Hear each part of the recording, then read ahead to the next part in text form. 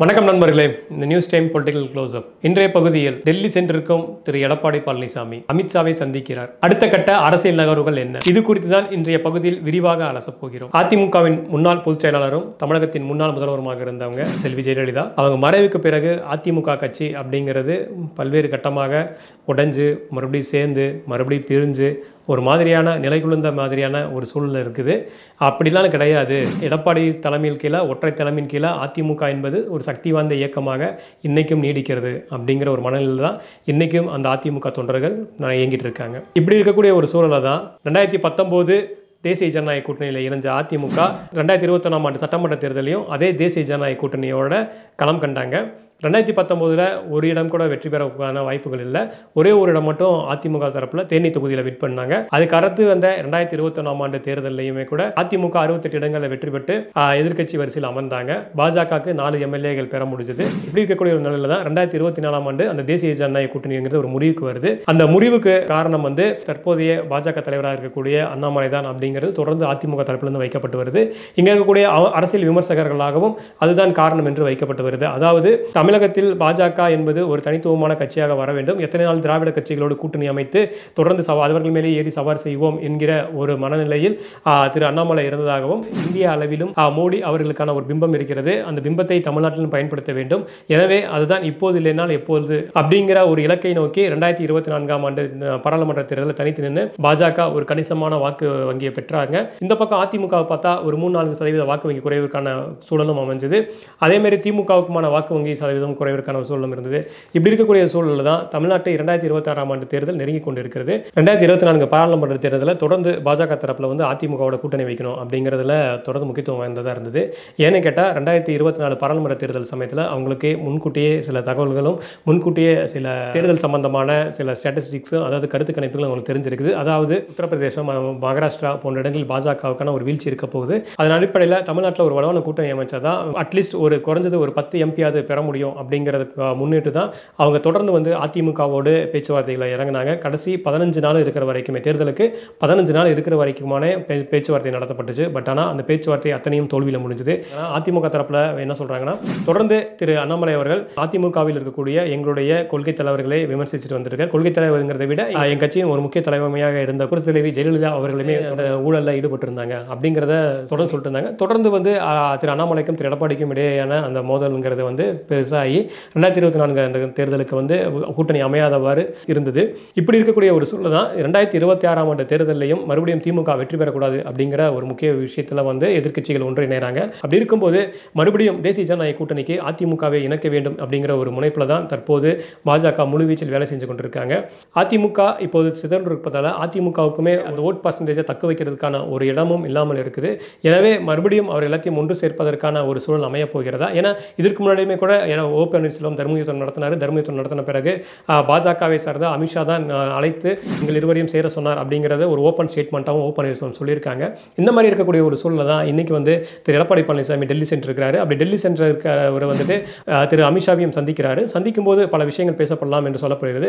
குறிப்பாக இங்கிருந்து அமித்ஷாவை சந்திக்கிறதுக்கு அவர் வெளிப்படையாக சொன்ன காரணம் என்னவென்றால், தமிழகத்தில் சட்டம் ஒழுங்கு மோசமாக இருக்கிறது. தற்போது தொடர்ந்து கொலைகள் நடைபெற்றுக் கொண்டிருக்கிறது. தொடர்ந்து தமிழகத்திற்கான பல்வேறு திட்டங்கள் செயல்படுத்துவதற்கான திமுக அரசு முன்வருதலை என்கிற ஒரு குற்றச்சாட்டை எல்லாம் உள்துறை அமைச்சகத்திடம் புகாராக சொல்வதற்காக தான் சென்றிருக்கிறார் என்கிற ஒரு வெளிப்படையான ஒரு விஷயமாக இருந்தாலும், அதிமுக தரப்பில் நாம் விசாரிக்கும் போது அவர்கள் சொல்லக்கூடிய கருத்து என்னவென்று இருந்தால், தற்போது எடப்பாடிக்கு மிகவும் நெருக்கமான உறவினராக இருக்கக்கூடிய ராமலிங்கம் அவர்களுடைய இடத்திற்கு ஐடி ரயில் போனாங்க. அந்த ஐடி ரயில் கிட்டத்தட்ட 640 கோடிக்கு மதிப்புள்ள சொத்துக்கள் பறிமுதல் செய்யப்பட்டதாகவும் அல்லது அந்த சொத்துக்கள் கண்டறியப்பட்டதாகவும் சொல்லப்படுகிறது.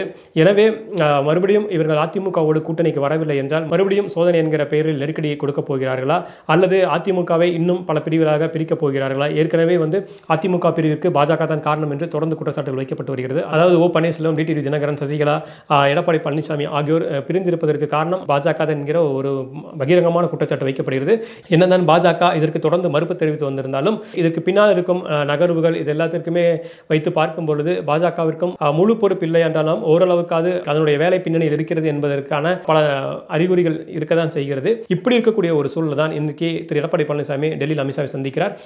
அவர் கட்சி சார்ந்த விஷயங்களும் அதோடு அவருக்கு தனிப்பட்ட சார்ந்த விஷயங்களும் பேசியிருக்கிறதாக சொல்லப்படுகிறது. ஏனென்றால் கடந்த சில மாதங்களாக டெல்லியில் திரு எடப்பாடி அவருடைய மகன் மிதுன் பலமுறை அங்கிருக்கும் முக்கிய அதிகாரிகள் மற்றும் முக்கிய அமைச்சர்களை சந்திப்பதற்கான நேரம் கேட்டிருக்கிறார். ஆனால் அதில் எதுவுமே நடக்கவில்லை. அதற்காக தான் தற்போது எடப்பாடியே செல்கிறார் என்கிற ஒரு தகவலும் அதிமுக தரப்பிலிருந்து வரப்படுகிறது.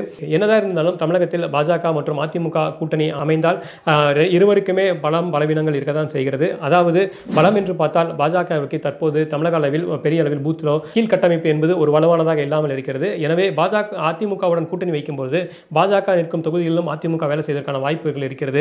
இங்கு ஒரு சிக்கல் என்ன இருக்கிறது என்றால் அதிமுகவில் இருக்கக்கூடிய கீழ்மட்ட தொண்டர்களும் பாஜக இருக்கக்கூடிய கீழ்மட்ட தொண்டர்களும் இன்னும் ஜெல்லாகவில்லை என்பதுதான் நிதர்சன உண்மையாக இருக்கிறது. தலைவர்கள் எப்போது வேண்டுமானாலும் கை குலுக்கிக் கொள்ளலாம். ஆனால் கீழிருக்கும் தொண்டர்கள் கை குலுக்குவது என்பது அவ்வளவு சாதாரண விஷயம் கிடையாது.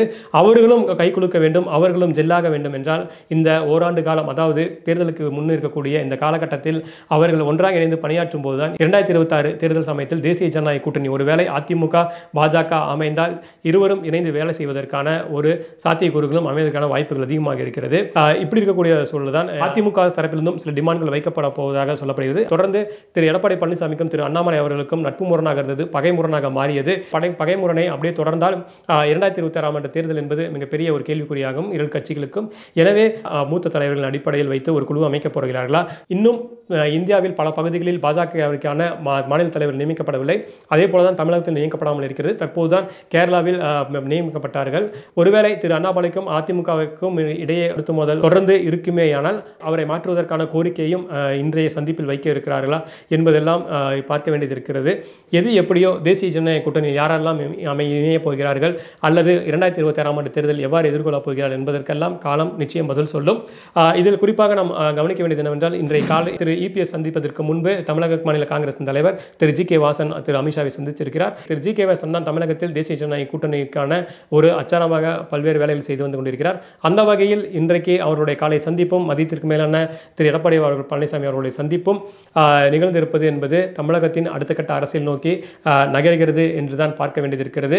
நம் முன்னே சொன்னது போல தேசிய ஜனநாயக கூட்டணியில் யாரெல்லாம் இணைய போகிறார்கள், 2026 ஆண்டு தேர்தல் எத்தனை முனை போட்டியாக இருக்க போகிறது என்பதெல்லாம் ரொம்ப அட்வான்ஸாக நம்ம பேசப்பட்டதாக இருந்தாலும் அதற்கான ஒரு துவக்க புள்ளி இன்று அமைந்திருக்கிறது என்றுதான் சொல்ல வேண்டியிருக்கிறது.